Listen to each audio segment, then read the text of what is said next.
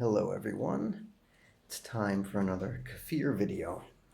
So it's also late and I've got some other stuff to do, so pardon me if I misspeak, make some goofs, and don't edit the video at all or much, because I don't really have the time to spend on polishing it or even thinking about what I want to say beforehand.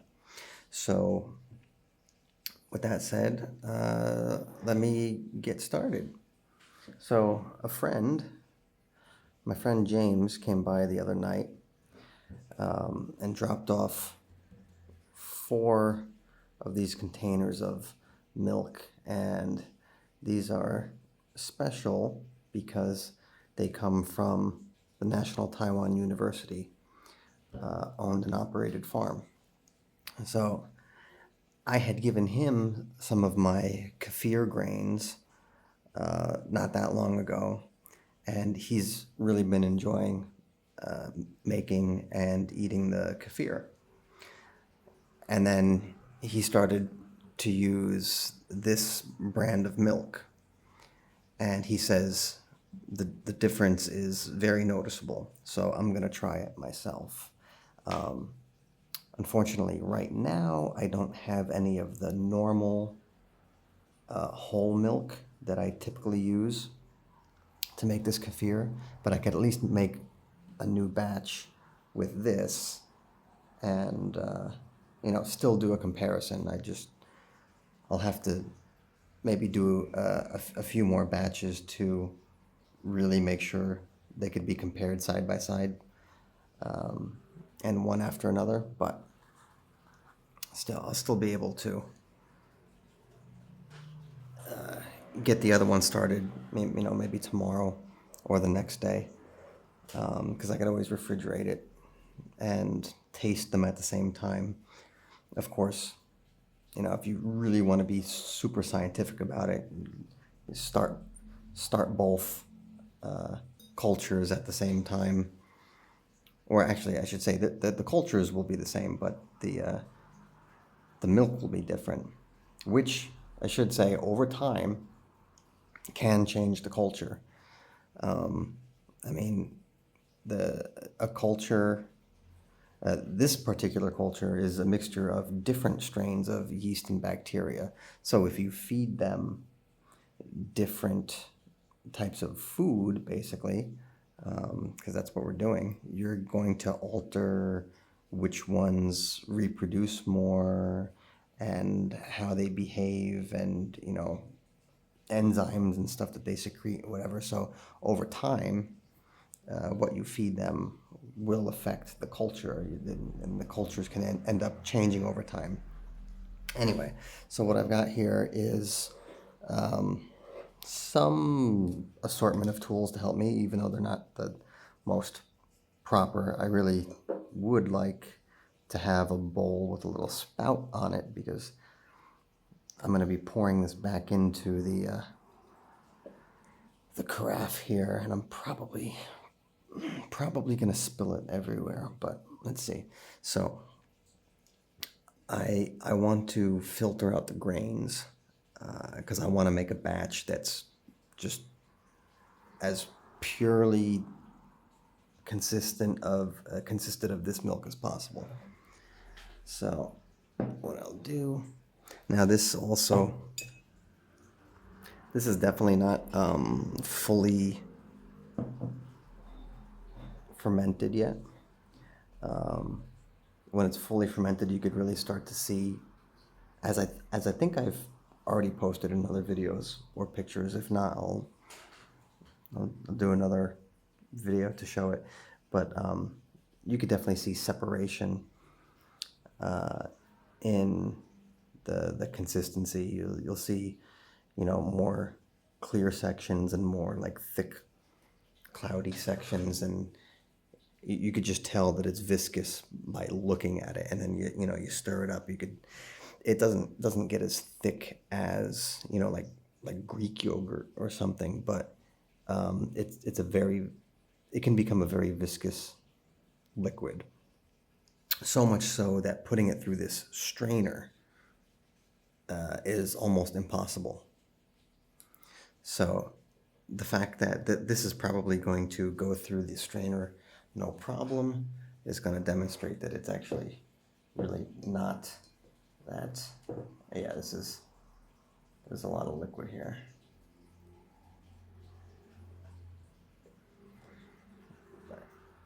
Let me see if I can give it a stir, and maybe there's some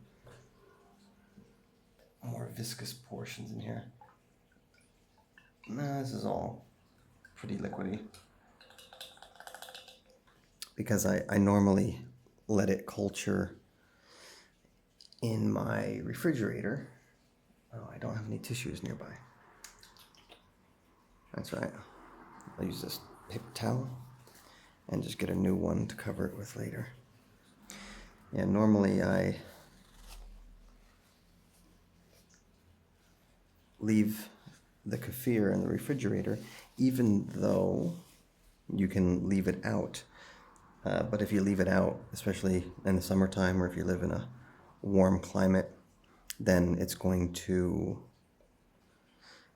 ferment really, really quickly. And if you don't want to drink a quart of it every day, you've got to put it in your refrigerator.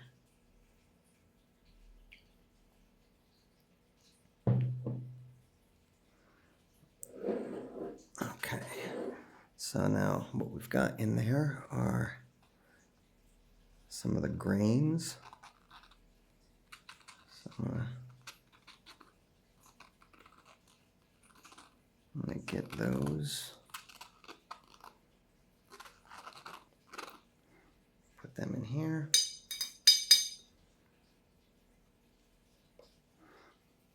Give them a little splash of milk so they can start feeding right away.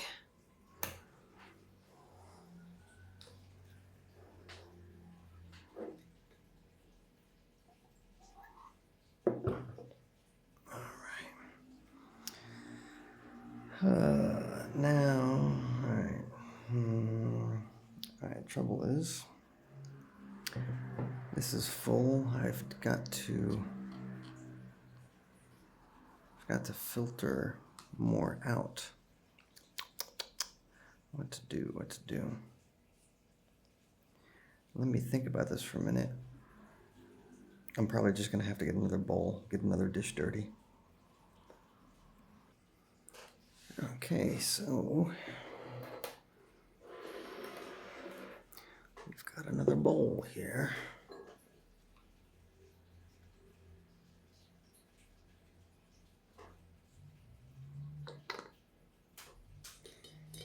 And I'll stir it up. I need to get a longer spoon. I can't quite reach the bottom of the carafe.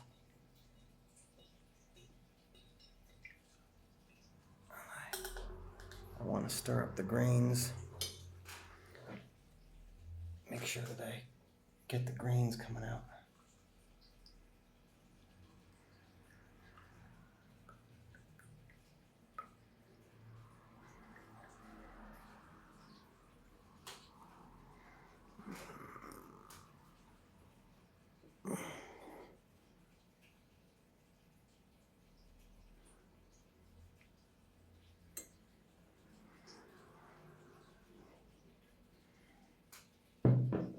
Very slippery.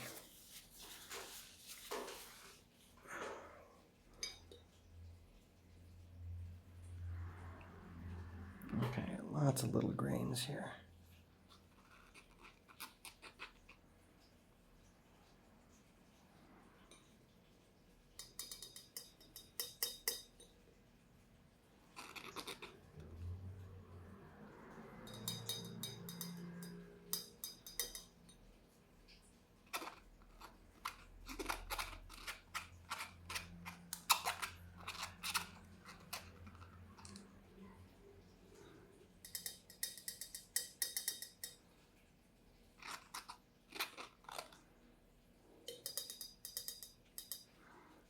Now the rest of these I'll try to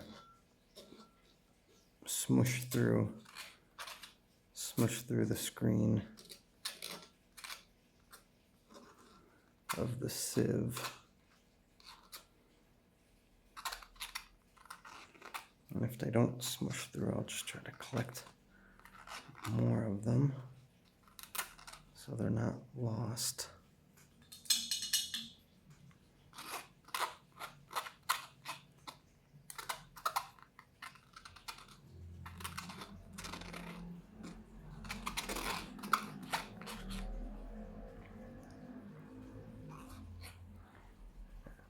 Push them through this way.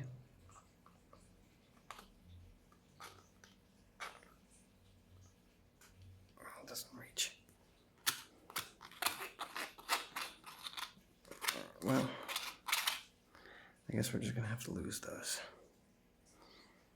All right. Okay, now here's the part that I know I am gonna screw up big time. This, I just know I'm gonna screw this up.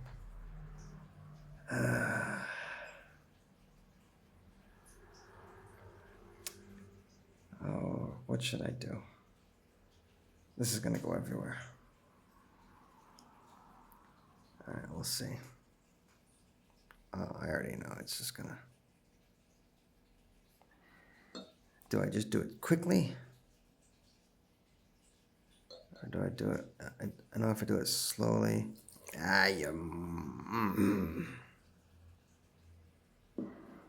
right. It's a family video.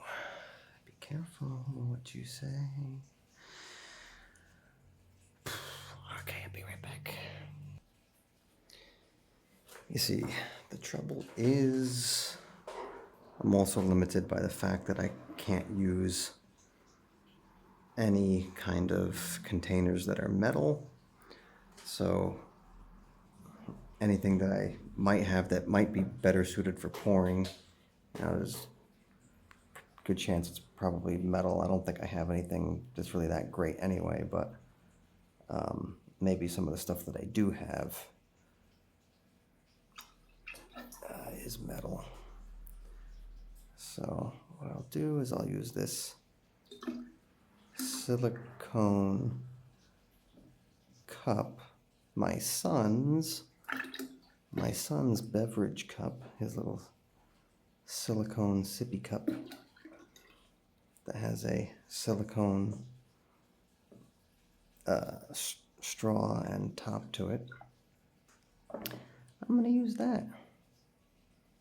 Hope he doesn't mind.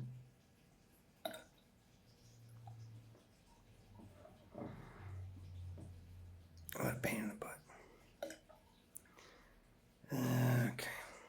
All right, maybe. All right, now I could put this in here, and I made a big mess. I could pour the rest of that in there. The beeping sound that you now hear, or maybe probably hear, is an air quality meter that I recently ordered. It's the second one because I wasn't sure if the first brand that I ordered was accurate. So I ordered another one, and as soon as I'm certain that I'm getting accurate readings from them, or at least one of them, I'm going to make a video about the air quality in the apartment and around the house. But, right now, I just got them, so I'm not sure if they're calibrated correctly or, there's something else I need to look into. So, not ready to make a video on that yet. Okay, we got 95% of the milk back in there. All right, now.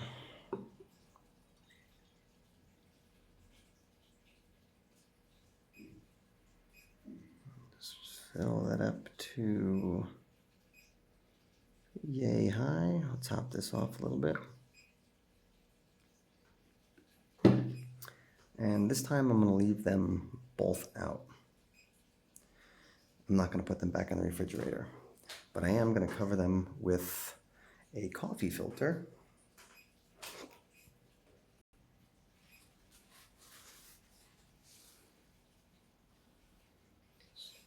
Wipe off the mess that I made first.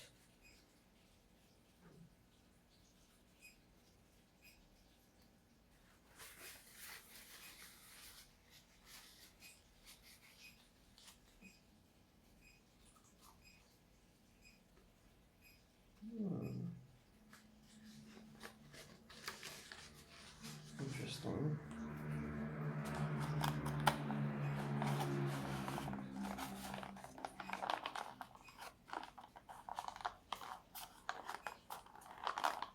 I wonder why the air quality meter is beeping now. It's been pretty much, I mean, it is a little higher now than it was before, but it was already slightly over the threshold before. Actually, this doesn't even need a rubber band. That kind of,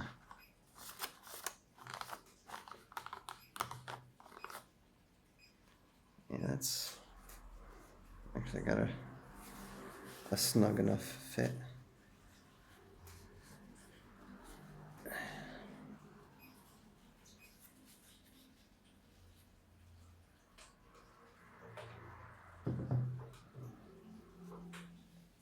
Alright, let's see, what about this one?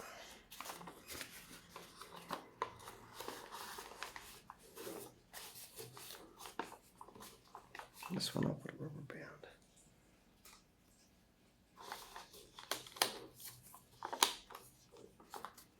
Okay. There we go. So I'm not going to record myself cleaning this up. You don't need to see that. But of course I am going to clean it up. And then I'm going to find a safe place to leave these out for at least half a day or a full day. And when they get nice and thick and fermented, I will sample this one. I'll try it. And also, I'll take more grains from both. Hopefully I'll have, I'll get some of the regular milk that I typically have used in the past. So I can do another comparison batch to compare the two. And then I'll, start that batch and yeah, we'll go from there. There will be another video, of course. This will continue.